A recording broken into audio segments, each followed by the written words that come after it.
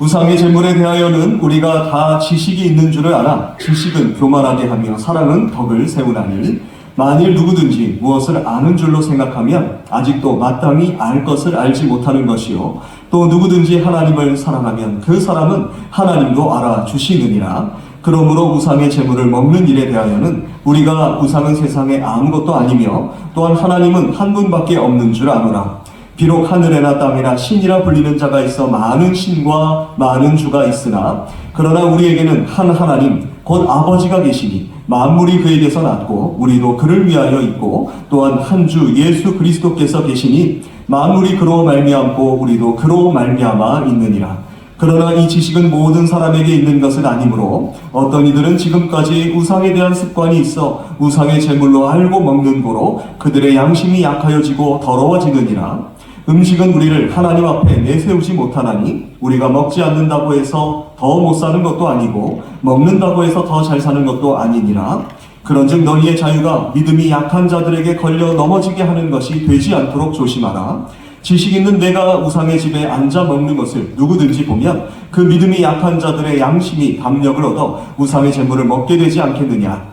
그러면 내 지식으로 그 믿음이 약한 자가 멸망하나니 그는 그리스도께서 위하여 죽으신 형제라. 이같이 너희가 형제에게 죄를 지어 그 약한 양심을 상하게 하는 것이 곧 그리스도에게 죄를 짓는 것이니라. 그러므로 만일 음식이 내 형제를 실족하게 한다면 나는 영원히 고기를 먹지 아니하여 내 형제를 실족하지 않게 하리라. 아멘. 할렐루야.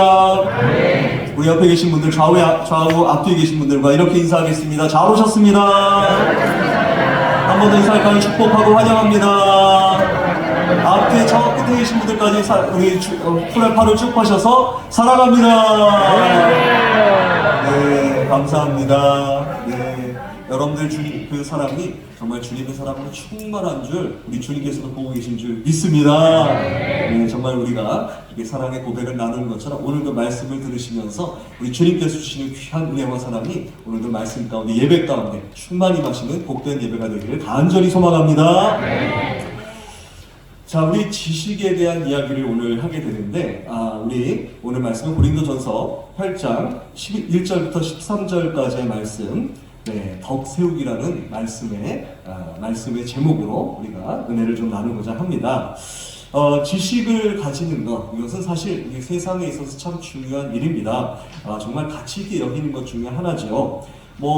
사실 저는 여기 오기 전에 농사 잘 몰랐습니다.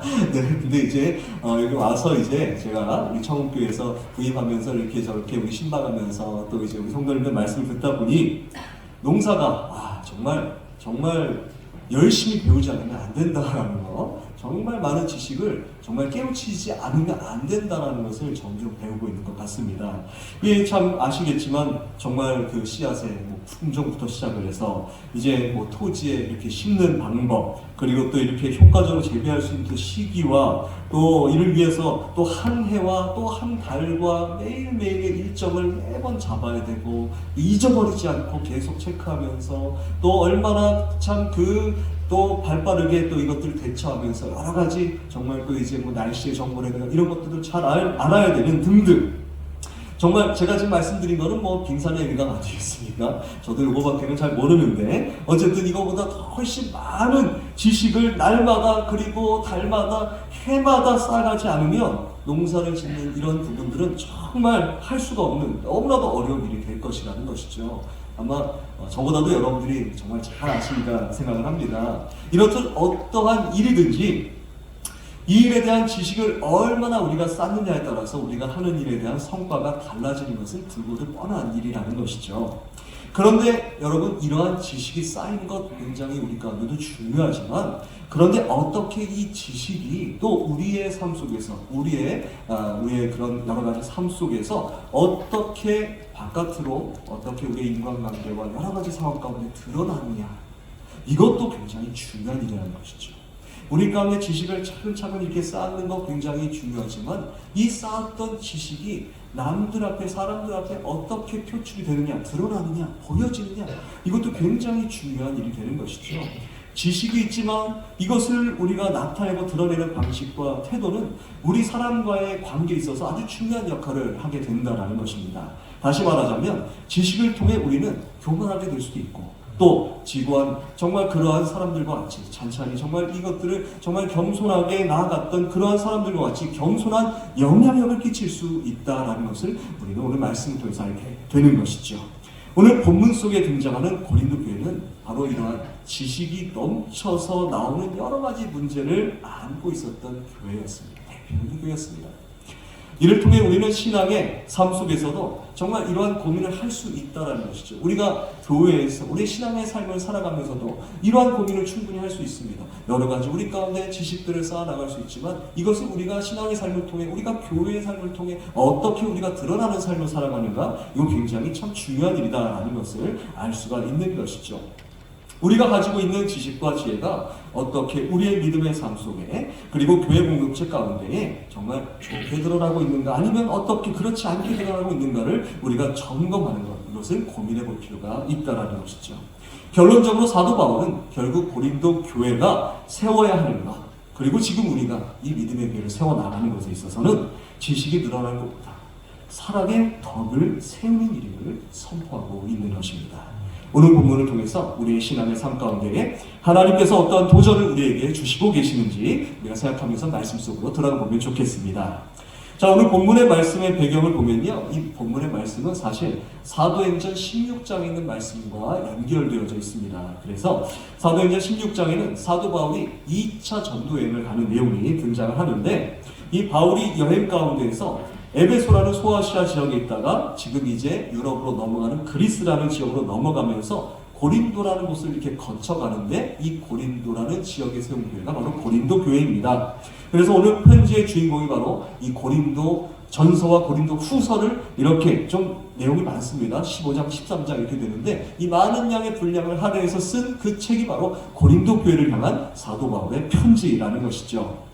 이 고린도는 소아시아에서 유럽으로 들어가는 여러분 이제 요즘 터키지 않습니까? 이 터키를 이제 소아시아라고 하고요. 터키가 이쯤에 있겠죠. 이 터키에서 이 유럽으로 들어가는 관문이 여러분들 이제 그리스 아시지 않습니까? 이 그리스 이 반도가 있는데 그리스 반도의 바로 밑에 그 아주 조그만 항구 도시가 있어요. 그러니까 항구 도시가 바로 이 고린도입니다.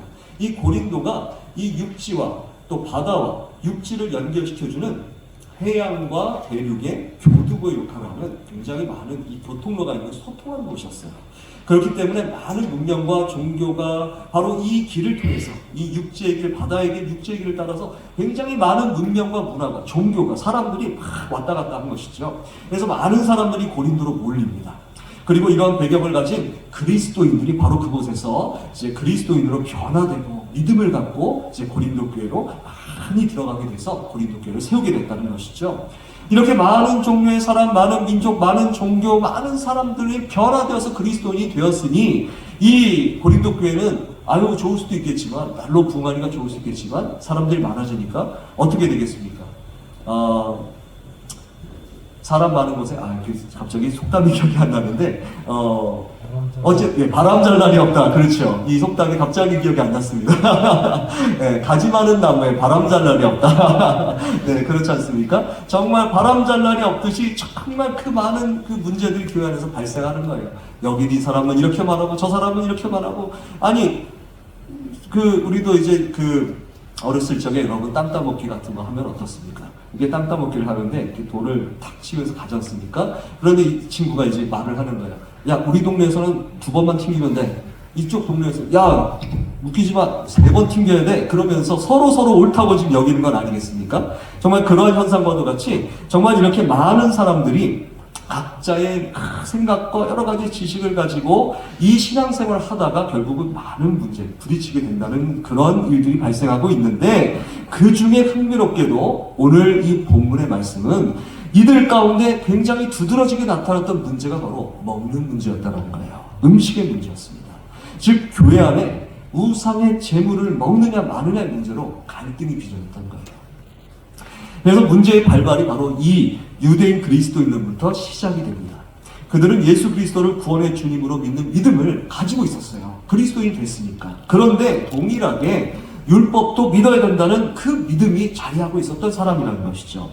율법은 음식을 먹는 규정을 굉장히 까다롭게 지키게 합니다. 이 레위기를 보면은 유대인들이 먹지 말아야 될 부정한 음식들 명단이 막 한 장에 걸쳐서 쭉 나옵니다. 어떻게 그걸 다 외우나 싶을 정도로 굉장히 많은 음식들이 있어요. 부정한 음식들. 이 음식을 먹으면 안 되는 거예요.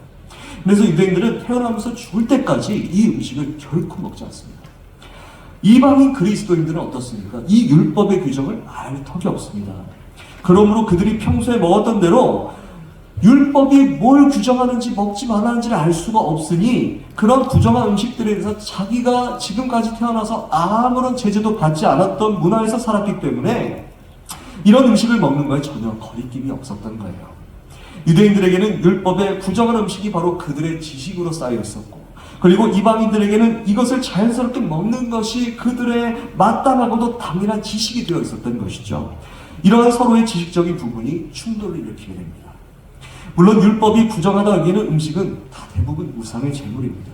그러므로 우상의 제물을 그리스도인들이 먹는 것에는 문제가 발생할 수 있죠. 우리도 사실 그렇지 않습니까? 우리도 뭐 제사상에 올라가는 음식 이런 부분들, 사실 저도 사실은 이렇게 제사상에 올라가는, 저는 어렸을 적에는 제사를 드렸는데 이제 뭐 점점 이제 제사를 이제 드리지 않게 되고 이제는 이제 추도나 이런 것들을 하기 때문에 이제 그렇지 않았지만, 제사상에 있는 음식을 먹는 거 어렸을 적에 믿음을 갖고 있었을 때는 굉장히 힘든 일이었다는 것이죠. 그래서 먹지 않았던 적도 전 굉장히 많았던 것 같아요. 자, 그런데 어쨌든 자, 이런 것처럼 이것은 상당히 믿음의 문제와 부합할 수 있는 문제라는 것을 우리는 고려할 수 있습니다. 생각할 수 있습니다. 그런데 사도 바울은 오늘 본문의 말씀에서 이러한 서로 간의 지식 간에 부딪히는 문제, 즉 누가 더 옳고 누가 더 그릇되냐라는 판가름의 상황에 대해서 그러나 먼저 생각해야 되는 그리스도인의 태도, 그것은 지식의 문제라는 안경을 쓰고서 이 갈등에 접근하지 말라라고 충고하고 있는 것입니다. 서로의 지식의 옳고 그름을 따지려고 하는 판가름의 안경을 속히 벗어 던져야 이 문제의 그 속에 있는 진정한 핵심이 보이기 시작한다라는 것을 오늘 본문의 말씀을 통해서 우리에게 가르쳐주고 있는 것이죠. 그래서 먼저 사도 바울은 이에 대한 해답의 말씀으로 본문 1절의 말씀을 언급하고 있습니다. 우리 고린도전서 8장 1절의 말씀 다 같이 한번 읽어볼까요? 시작! 우상의 제물에 대하여는 우리가 다 지식이 있는 줄을 아나 지식은 교만하게 하며 사람은 덕을 세우나니. 아멘.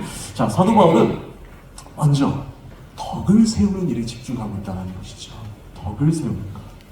이 모든 갈등의 문제가 이 문제를 옳고 그름으로 판단하며 나아가는 것보다 더 우선적으로 해야 되는 부분은 바로 교회의 덕을 세우는 일에 집중해야 된다는 것을 말하고 있는 것이죠.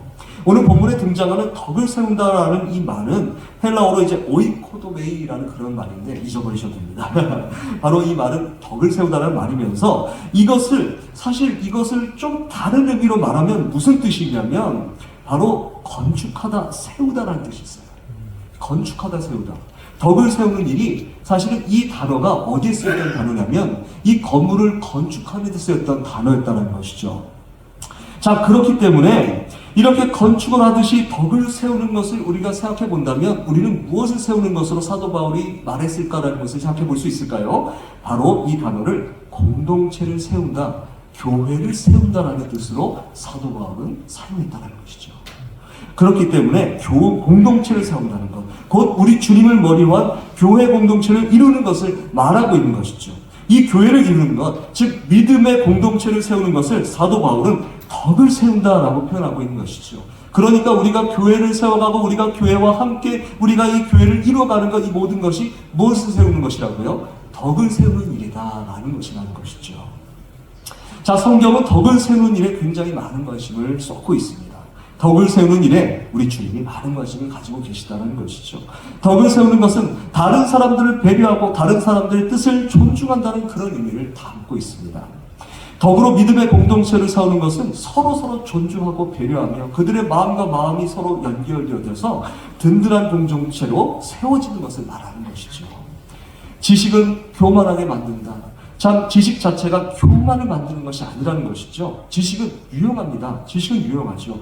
율법은요, 본래 하나님을 늘 가까이 하기 위해서, 하나님을 잊어버리지 않게 하기 위해서, 늘 하나님을 가깝게 하기 위해서 유대인들에게 주신 하나님의 선물이었지만, 그러나 그 율법을 자기 영광을 취하고 인간의 욕심으로 남용하기 위해 변질시키게 되었던 것, 그것은 바로 유대인들의 죄였습니다. 사람의 죄였다는 것이죠. 태초에 하나님께서는 이 지식을 이용할 수 있도록, 여러분, 바로 우리를 누구의 형상을 닮아서 만드셨다고요? 맞습니다. 여러분 잘 아시다시피 정말 하나님의 형상을 닮아 우리를 만드셨다라는 것이죠. 그러나 이 지식으로 인해서 수많은 갈등과 문제, 그리고 이로 인한 악행과 또 범죄의 역사가 바로 우리의 연약함과 이것을 악용해서 사용했기 때문에 나타난 여러 가지 문제로서 우리의 역사 가운데 계속되어져 왔던 것을 우리는 볼 수가 있게 되는 것이죠. 지식만으로 공동체를 이루는 것은 어려운 일입니다. 결국 교회 공동체가 추구해야 하는 것은 서로서로의 옳고 그름의 문제의식만으로 부족하다는 것을 깨닫는 것이죠. 에베소서 4장 15절 16절의 말씀에 이렇게 말씀하고 있습니다. 오직 사랑 안에서 참된 것을 하여 범사에 그에게까지 전할지라. 그는 머리니 곧 그리스도라. 그에게서 온 몸이 각 마디를 통하여 도움을 받음으로 연결되고 결합되어 각 지체의 분량대로 역사하여 그 몸을 자라게 하며 사랑 안에서 스스로 세우느니라. 아멘. 교회 공동체는 우리의 믿음의 삶과 신령한 몸으로서 세워져가는 유기적인 우리 한 몸, 그러한 유기적이라는 것은 바로 우리 몸을 얘기하는 거예요. 우리 몸이 딱 보면은 조직적으로 우리 세포 이런 것들로 다 연결되어 있지 않습니까? 우리는 우리 몸의 어떤 것도 우리가 따로 떼가지고 설명할 수 있는 방법이 없어요. 하나의 머리카락 하나도 사실 여러분 뽑히기 전까지는 우리 머리에 붙어 있는 것 아니겠습니까? 그런 것처럼 여러분 정말 이 머리부터 발끝까지 모든 것이 다 연결되어 있는 것, 이것을 바로 유기체라고 하는데, 유기적인 연결이 되었다고 하는데, 바로 그런 것처럼 우리도 우리의 공동체로 이렇게 믿음의 삶과 신령한 몸으로 세워져가는 건축물이다. 유기적인 건축물이다. 우리 몸을 구성하는 것 같은 그런 건축물이다. 이렇게 설명하고 있는 것이죠. 즉 우리의 한 사람 한 사람이 바로 이 몸을 이뤄가는, 그리스도의 몸을 이뤄가는 건축 재료라는 것입니다. 여러분 한번 옆에 계신 분들 보시겠습니까? 여러분 하나님께 쓰시는 훌륭한 건축 재료 같이 보이십니까? 아멘. 그렇습니다. 네, 감사합니다. 여러분 늘 우리가 하나님 쓰시는 귀한 건축 재료로 정말 모퉁이 돌이 되신 우리 주님과 함께 훌륭한 건축물로 쌓여가는 저희들이 것을 믿으실 수 있기를 바랍니다.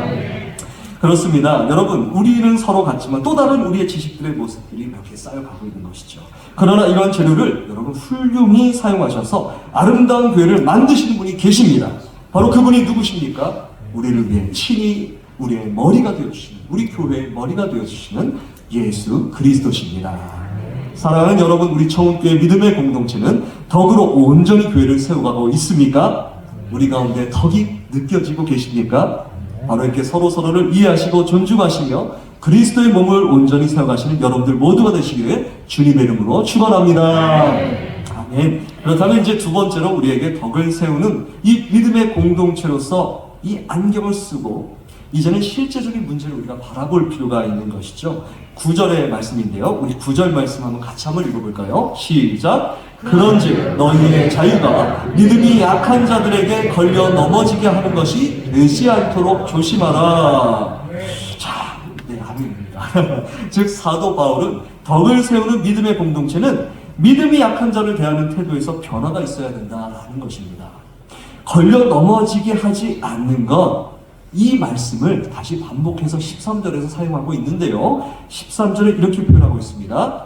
여기 스크린에 있는 것만 한번 읽어볼까요? 시작! 내 형제를 실족하지 않게 하는 것입니다. 그렇습니다. 어떻게요? 내 형제를 실족하지 않게 하는 것이라는 것이죠. 사도 바울은 자유한 자와 믿음이 약한 자를 이렇게 언급하고 있습니다. 교회 공동체는 언제나 이렇게 자유한 자들, 이 자유한 자는 이 그리스도를 믿는 믿음으로써 이제 이렇게 세워져 있는 사람을 말하는 것이죠. 이 자유한 자들과 믿음의 약한 자들이 함께 존재하는데, 그런데 두 부류 모두 어느 것이 옳고 그름으로 분류된 그런 기준이 있는 그런 사람들은 아니라는 거예요. 그것에 초점을 맞춰야 됩니다. 자유한 자는 방금 말씀드린 것처럼 그리스도를 믿는 믿음으로써 이 4절에 보면 이렇게 말씀되었습니다. 그러므로 우상의 제물을 먹는 일에 대하여는 우리가 우상은 세상에 아무것도 아니며 또한 하나님은 한 분밖에 없는 줄 아노라. 바로 이 사실을 아는 사람들을 우리가 자유한 자다라고 이렇게 볼 수 있습니다. 그리스도를 믿는 믿음으로 바로 이 모든 것이 바로 하나님께서 우리에게 주신 것이 다 가한 것이라 여기며 우상의 제물에 대해서도 자유한 사람이다 이렇게 볼 수 있는 것이죠. 이렇게 여러분 자유한 믿음이 우리 가운데 필요합니다. 필요하지 않습니까? 정말 그렇습니다. 우리가 세상을 가운데서도 우리 주님의 그 보혈의 승리로 우리도 담대하게 승리할 수 있습니다 라는 그 믿음이 얼마나 중요한 믿음입니까? 그런데 한편으로 이 구절의 자유함에 관련된 자에 대해서 이 말의 뜻을 우리가 살펴보면 사실 이 말에는요 권리, 권세라는 그 헬라어의 뜻을 갖고 있는 것을 볼 수 있습니다. 자, 이것은 바로 이 믿음이 사실은 이것이 너무 지나쳐서 이 율법과도 같이 다른 사람을 판단하는 작용을 하게 되는 잘못된 그러한 습성을 가진 사람들을 지칭하고 있는 말도 될 수 있다는 것이죠. 그래서 여러분 바로 이에 비해서 믿음이 약한 자는 어떠한 사람일까요? 어떠한 거치는 것에 있어서도 그들은 쉽게 넘어질 수 있는 사람입니다.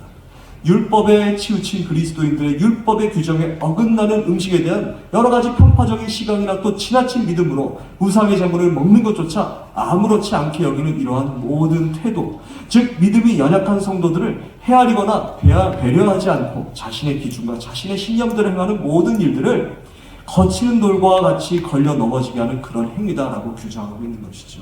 그러니까 여러분 이게 참 어려운 일입니다. 사실은 우리가 참 이게 복음을 잘 믿고 우리가 열심으로 우리가 신앙의 삶을 살아가는 것도 굉장히 중요하고 말씀도 열심히 공부하고 그러면 그 안에 하나님의 도와 하나님의 그 말씀 복음의 진리를 우리가 깨닫는 것 너무나도 중요하지만 그런데 그것을 가지고 우리가 어떻게 우리의 신앙을 우리의 믿음이 연약한 자들을 향하여 어떻게 표현하느냐, 그들을 향해서 어떤 모습으로 우리가 서 있느냐, 바로 그것을 우리 주님은 더 중요하게 바라보신다는 것이죠.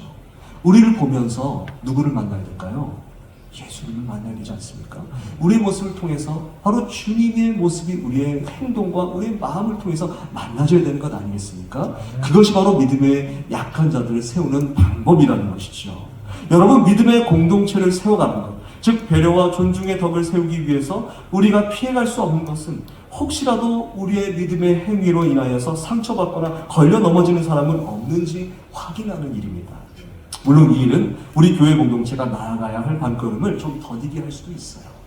또 우리는 우리의 비전을 위해서 여러 가지 일들을 감당하면서 열심히 우리가 행해야 될 수도 있습니다.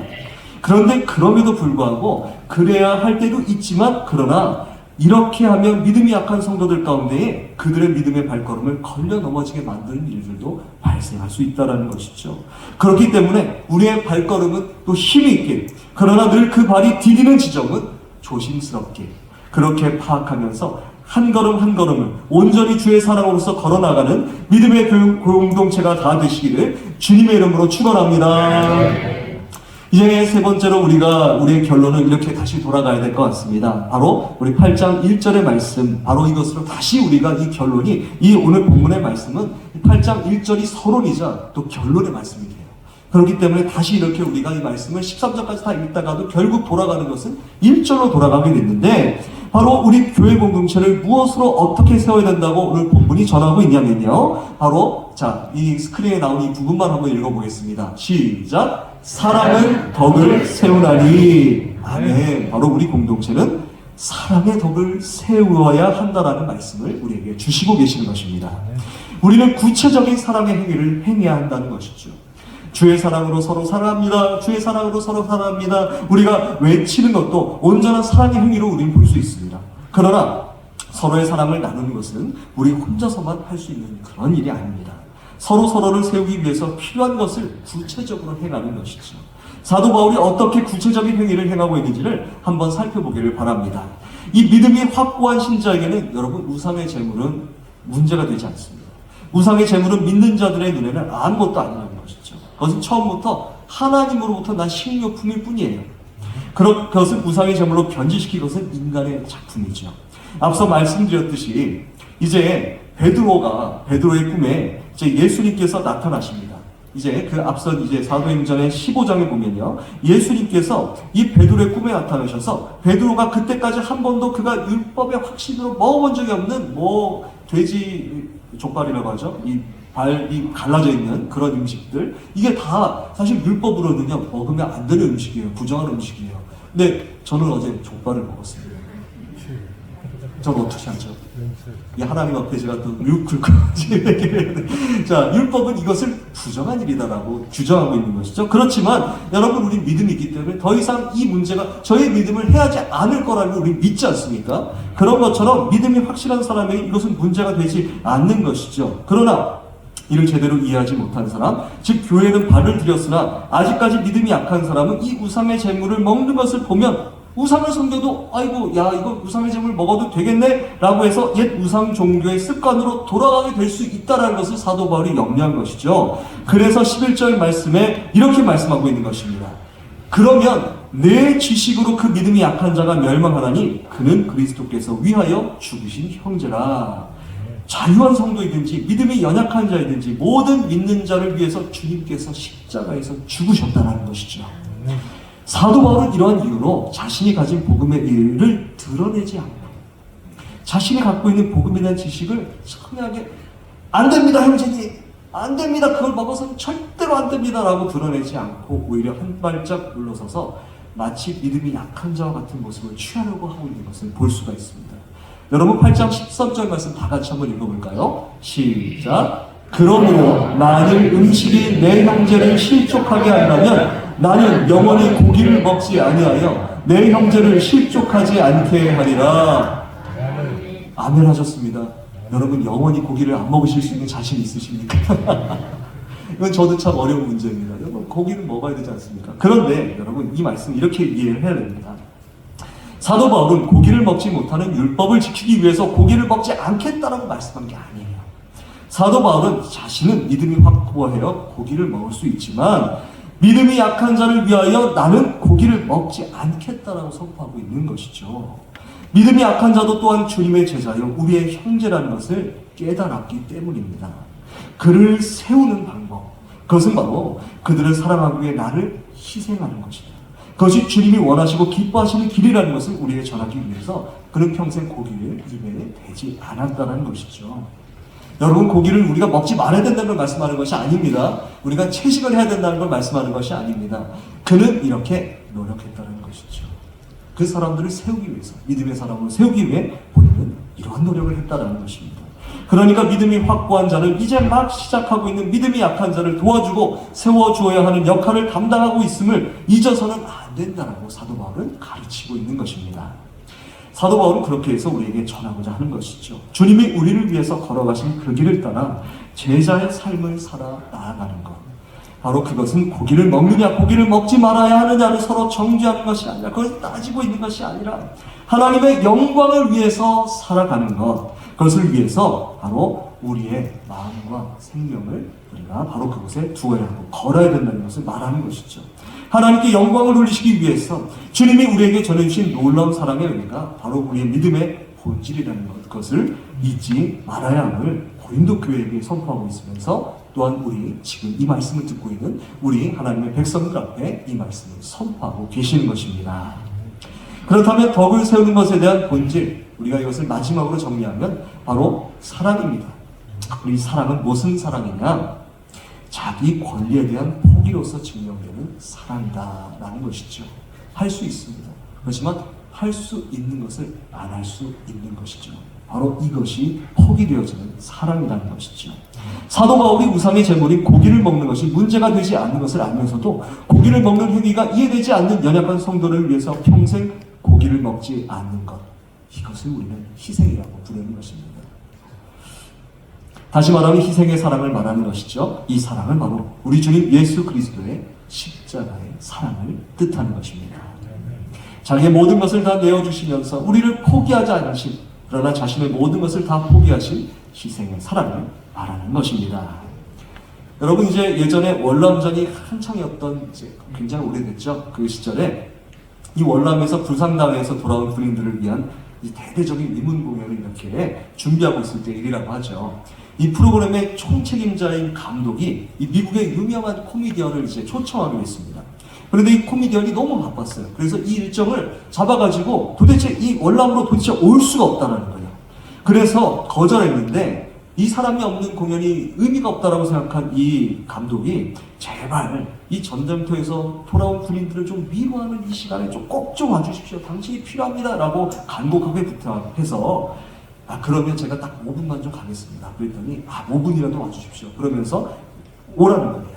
그래서 그렇게 해서 그 위로 공연에 출연을 하기로 약속을 합니다. 그리고 이제 공연 당일이 되어서 이제 이 코미디언이 그 무대로 올라갔어요.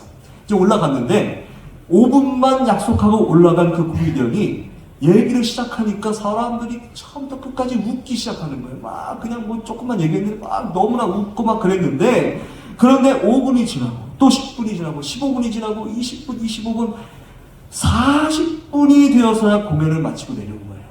5분 약속한 것이 40분이 되었던 것이죠. 자, 그래서 감독이 그 얼굴을 보니까 그 얼굴에 눈물이 막 이렇게 오는 거예요. 그 얼굴에 눈물이 가득해가지고 내려온 걸 본 거예요. 그래서 감독이 아니 어떻게 5분 하기로 했는데 40분이 되었습니까? 라고 하는 것과 또 이렇게 왜 그렇게 당신이 눈물을 흘리고 있습니까? 라고 이렇게 물어봤다는 것이죠. 그 물음에 코미디언이 이렇게 눈물을 닦으면서 이렇게 말합니다. 저 앞에 있는 이 앞줄에 있는 두 친구 때문에 그렇습니다. 라고 하니까 감독이 이렇게 보니까 상위 군인 2명이 앉아 있었어요. 그런데 열심히 박수를 둘이서 치고 있는데 다 한쪽 팔이었어요. 한 사람은 왼쪽 팔, 한 사람은 오른쪽 팔이 절단되는 거죠. 그러니까 이 두 사람이 자신들이 박수를 치고 싶은데 박수를 못 치니까 어떻게 하고 있는 거예요. 한 사람이 왼팔이 되죠. 한 사람이 오른팔이 되어서 그 두 사람이 같이 박수를 치면서 울었다는 거예요. 막 웃었다는 거예요. 그것을 보면서 이 코미디언이 감동을 받지 않을 수가 없다는 거예요. 그러니 5분 동안 웃기기로 했지만 자신의 공연을 어디까지 할 수밖에 없어요. 그 사람들을 위해서라도 40분의 공연을 끝까지 감당했던 것입니다. 여러분, 정말 저 코미디언이 이런 얘기를 했어요. 저 두 사람은 나에게 진정한 기쁨이 무엇인가? 정말 내가 이 살아가면서 무엇인가를 위해서 살아갔을 때 그 삶의 의미가 무엇인가를 가르쳐 주었습니다. 한 팔을 잃어버린 두 사람이 힘을 합하여 함께 기뻐해주고 있는 모습을 보면서 저는 참된 기쁨을 배웠습니다. 이렇게 고백을 했더라는 것이죠. 여러분, 우리 주님은 우리 교회 공동체 가운데 이 사랑의 숙제를 허락하셨습니다. 여러분, 오늘 말씀에서 우리가 생각할 수 있는 건 먼저 우리는 교만함으로 나아가서는 안 된다는 것이죠. 우리는 언제든지 여러분 자유한자라기보다는 사실 우리 믿음의 연약함을 우리가 늘 인정하면서 늘 겸손함으로 또 순종함으로 이렇게 우리 주님의 십자가 앞으로 나아가는 것을, 그러한 나아가는 삶인 것임을 사도 바울은 우리에게 이제 이렇게 강조하고 있는 것입니다. 여러분, 완벽한 자유함이라는 것은 있을 수 없는 것이죠. 우리는 늘 이 땅에서 부족함을 인정하며 늘 서로와 서로 함께 정말 위의 예화처럼 서로의 부족함을 채워주기 위해서 우리 주님의 십자가 희생을 본받아 나아가는 사랑의 공동체로서 우리가 세워져야 하는 것입니다. 여러분, 바로 혼자서는 정말 할 수 없어도 우리 서로의 아픔과 상처를 이렇게 어루만져 주면서 함께 끌어안고 정말 앞에 있는 예화처럼 정말 있는 모든 것을 다해서 서로가 서로 정말 유기체의 하나의 그 건축재료, 하나의 몸의 구성체가 되어서 정말 머리 드신 그리스도 주님을 온전히 한 몸, 한 영혼, 정말 한 교회로서 믿음으로 선포하며 나가면서 거룩한 주님의 공동체로서 하나님께 영광 올려드리는 믿음과 사랑의 공동체로 나아가시는 우리 모든 아버지의 백성들, 우리 청교회 모든 아버지의 백성들 다 되시기를 주님의 이름으로 축원합니다. 이 시간에 우리가 한번 이 찬양을 한번 같이 한번 불렀으면 좋겠어요. 이 찬양은 너무 간단한 찬양을 잘 아실 겁니다. 이 찬양을 부르실 때에 정말 우리의 사랑의 나눔이 있는 곳에 누가 계시다고요? 하나님께서 계십니다. 우리 믿음을 고백하면서 우리가 함께 찬양하며 나갔으면 좋겠습니다. 우리가 3번 부를 거예요. 네, 사랑의 나눔 있는 곳에 사랑의 나눔 있는 곳에 하나님께서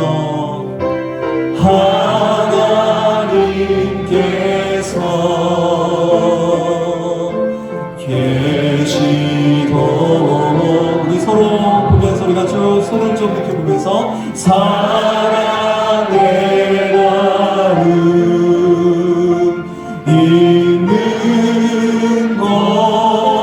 곳에 예수님께서 계시도다.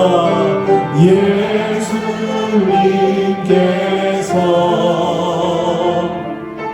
계시도다. 사랑의 나름 있는 곳에 사랑의 옆에 계신 분들 손 한번 붙잡아 볼까요? 네. 있는 곳에 성령님께서 계시도다. 성령님께서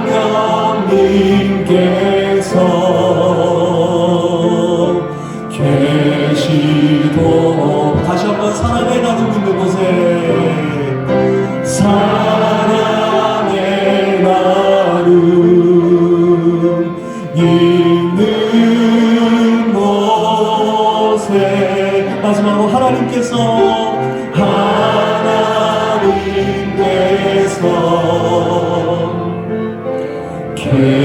계시도다.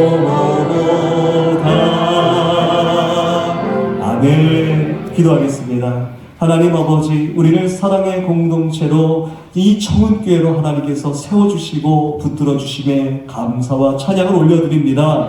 우리의 모습과 우리의 생각 여러 가지로 각종 다양하지만 그럼에도 불러주셔서 우리를 참으로 우리 주님 머리 되신 주님의 몸된 교회가 되게 하여 주셨습니다. 하나님 아버지, 우리 교회를 세워주신 것 바로 우리를 덕으로 그리고 사랑의 덕으로 바로 우리가 세워지기를 간절히 원하시는 주님의 뜻이오니 바로 이 하나님의 온전한 숙제를 온전히 우리의 교회 가운데 이뤄나가며 바로 우리가 서로 겸손한 모습으로 섬김의 몸을 본을 보이신 예수님을 본받아서 우리가 사랑으로 서로 연결되어지고 사랑으로 더욱더 충만해지고 더 이해하고 존귀한 그리스도의 몸을 세워가는 교회가 되도록 도와주시옵소서. 하나님, 그리하여서 우리의 모습을 통하여 바로 이 청운명 가운데, 이 세상 가운데, 이 땅 가운데에 존귀한 주님의 사랑과 은혜를 참으로 온전히 전할 수 있는 축복의 통로의 역할을 감당할 수 있는 믿음과 사랑의 교회로 온전히 세워지도록 주님께서 함께 동행하여 주시옵소서. 모든 것 감사드리며 예수 그리스도 이름으로 기도합니다. 아멘.